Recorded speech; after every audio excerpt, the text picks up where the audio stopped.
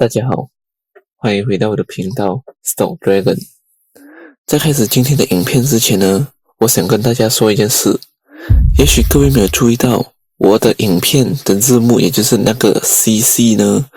是有中文和英文两个版本的。所以对于听不懂中文的观众朋友们呢，你们可以打开下方的英文字幕哦。If you cannot understand Mandarin, feel free to open the English caption at the bottom.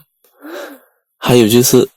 如果各位喜欢我的影片，欢迎按赞、订阅及分享。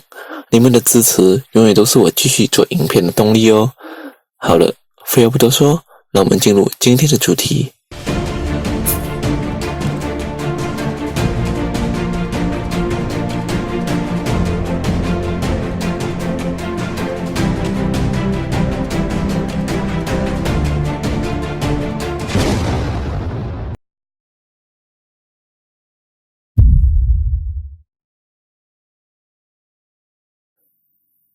要是还没有看过前2期影片的朋友们呢，你们可以点击上方的资讯卡，或者是在影片下面的 description 里面找2个我放下去的连接，点开来看一下，这样你才不会 miss 掉前面2期影片我讲过的内容哦。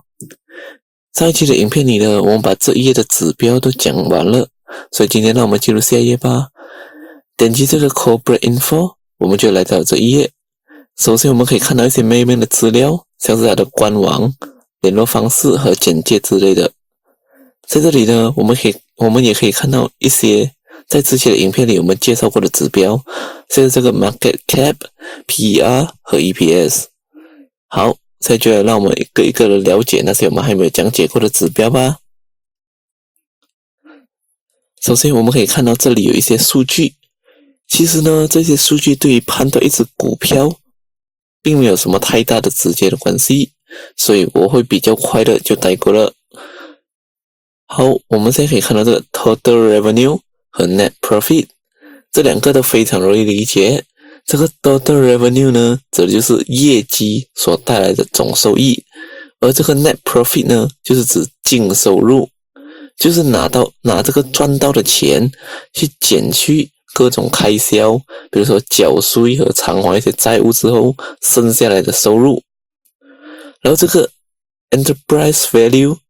它的缩写是 EV， 中文叫做企业价值，简单来说就是这间公司值多少钱。还有另外一个比较有趣的说法，就是假如你想要买下这间公司，你需要付多少钱。它是通过把我们在之前这个系列的第一支影片里面提到的 market cap， 也就是 market capitalization 和这间公司的总共的债务加起来，再减掉这间公司的现金流，也就是 cash 所得到的一个结果。我们可以这样理解，假如我们要买下一间公司，我们理所当然的就必须承担它所有的债务，可是与此同时呢，我们也会得到它所有的现金流。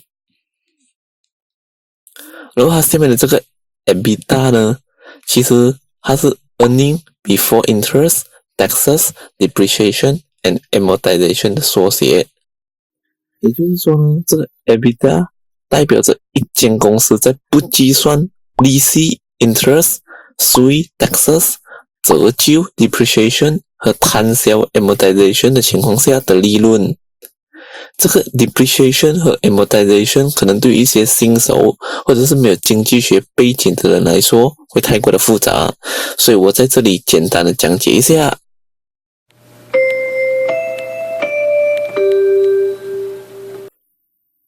depreciation 呢，意思就是当一些东西旧了，它的价值也就减少了。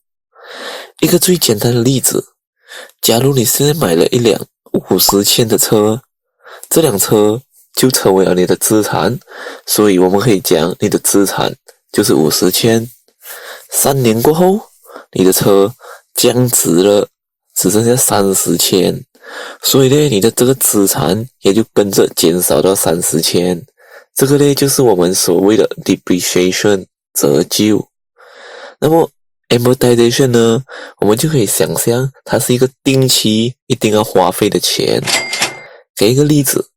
假如你现在公司推出了一个产品，为了吸引一些小朋友，你在这个产品上面印了 Mickey Mouse 的图案。当然，这个 Mickey Mouse 是属于 Disney 的嘛，所以你要印它的图案是需要给一个版权的，而这个版权是定期都要给的，不然你的公司就会被 Disney 告 copyright。好，现在让我们回到正题，这个 EBITDA 呢，最大的用处就是让我们可以比较两间或者是以上的公司的赚钱能力，因为这个 EBITDA 呢已经扣除掉各种开销，比如说税啊、债务的利息之类的，所以我们就可以把这两间或者是以上的公司全部放在同一个起跑点上，这样比起来就可以比那个 net profit 更准确一点。接下来我们来到这里，第一个这个 gross margin 中文叫做毛利率，简单来说呢，它就是拿一间公司的 total revenue， 也就是贩售这个货物所带来的收益，减掉 cost of goods sold， 简写叫 COGS， 也就是生产这个货物所需要的开销，然后再除以 total revenue， 再乘以100%。我们来看这个例子，我们就更加明白。假如 A 公司卖了100件货物，每个货物都是1块钱，所以这个 A 公司的 total revenue 就是100块。可是要生产一个这样的货物，我们要花费20 cent 在原料和30 cent 在人工上面，所以我们就拿这个100块钱减掉50 cent 乘以100，又有100件，所以就是拿100减掉50，再除以100块，再乘以100%，所以我们就可以看到这个 A 公司的 gross margin 就是 50%。这个指标就告诉我们一间公司从它的货物里面赚了多少%。那么接下来这个 ROE 呢，就是 Return of Equity 的缩写，中文叫做股本回报率。它是其中一个可以帮助我们直接判断一只股票的好坏的指标。要怎么计算这个 ROE 呢？我们只要拿一间公司的净收入 Net Profit 来除以这个公司的资本 Equity， 再乘以100% 就可以了。那么这个 ROE 又会告诉我们什么呢？简单来说，这个 ROE 就告诉我们一间公司赚到的钱是它的资本的多少%。当然，假如这个数值越高，就代表了一间公司越赚钱。同时，它也可以说明一间公司有多会用它现有的资产来赚钱。我们来看 Maybank， 它的 ROE 是 10.94%， 意思就是它的净收入是它的资本的 10.94%。那我们要怎样判断一间公司的 ROE 是高还是低呢？有没有一个什么标准呢？其实是没有的，唯一的方法就是拿几间同产业的公司的 ROE 来比较，这个呢跟我们上一期提到的 PER 是一样的。那么现在我问你们一个问题，假如现在有2间同产业的公司 A 公司和 B 公司， A 公司的 ROE 呢只是比同产业的其他公司高出了那么一点点，可是 B 公司的 ROE 呢却比其他同产业的公司高出了3倍。你现在是一名投资人，你会选择 A 公司还是 B 公司呢？如果是我的话，我会选择 A 公司。然后你就想ROE 越高不是代表一间公司越会赚钱咩？所以你不要选 B 公司，这个是没有错。可是还有另外一个原因会让这个 ROE 的数值变大。我们看回这个 ROE 的 formula， 要让它这个数值提高有2种方法。第一，当然就是增加净收入，可是还有另外一种就是减少资本，这个也可以被说成是 ROE 的 bug。 那么为什么一间公司的资本会减少呢？第一种可能是这间公司它的收入是不稳定的。这间公司可能已经亏钱亏了好几年了，